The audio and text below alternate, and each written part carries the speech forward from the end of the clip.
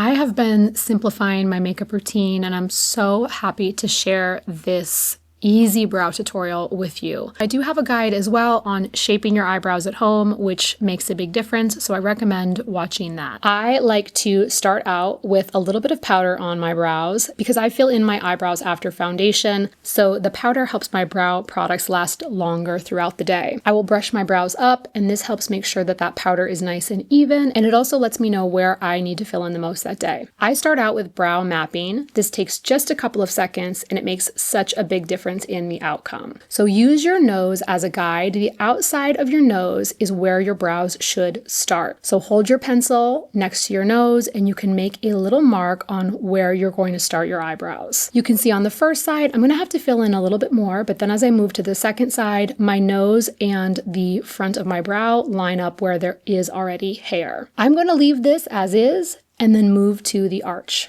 So step 1 is mapping, and step 2 is filling in. I like to start with the arch because this is where I like my brows the darkest anyhow, and once the arch is filled in, it really gives shape to the eyebrow. At that point, I can just go in and now fill in little areas that are sparse. The second reason I like starting with the arch is because the brow products are wax-based. This gives me a chance to warm up the pencil, and then when it's time to move to the tail or the front of my brow, my pencil is warmed up and ready to go, and I can use lighter pressure. Once the arch is filled in, I will go along the bottom and do these short horizontal strokes to create a nice outline on both the bottom and the top of my brows. This gives great definition without looking too heavy because we're not doing one solid line. When I was a makeup artist and I worked with models, I would always look up their photos the day before I worked with them and try to find their best looks so I could pinpoint what was working on them. I really recommend doing this with yourself. If you have photos where you really like your makeup or hair, I think it's great to screenshot that photo and figure out what you like. Is it the colors that are working for you? Is it the shape? And I realize that I tend to look better with slightly thinner brows. If you get a chance, look through some photos and really assess what's working for you.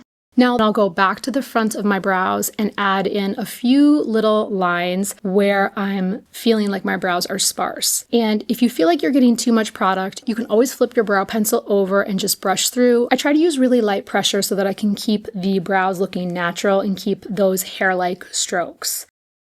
Once this is done, I grab a little bit of concealer on my brush, and then I'm going to clean up and polish the look of my brow. We defined the shape at the top and the bottom, so now it's time to go in with a slightly lighter concealer and really polish that look.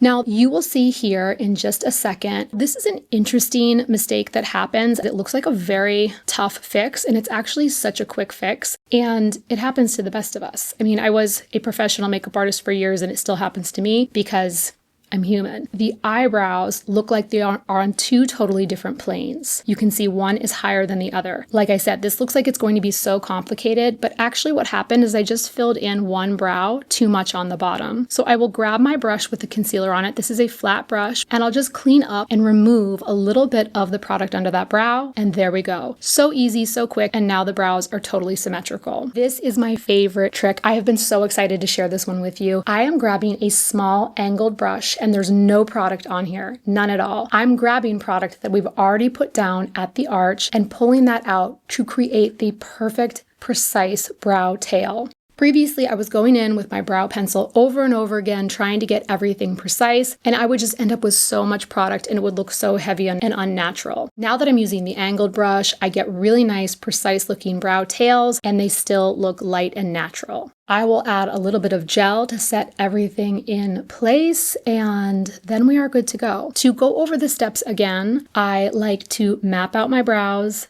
then I fill them in, arch, front, tail, then I focus on polishing them, and then set your brows. If you have questions, please ask them below. Here is the finished look. I hope that this was really helpful for you. Let me know, as I said, if you have any questions at all, that's what I'm here for. Thank you for watching, and I will see you in the next video.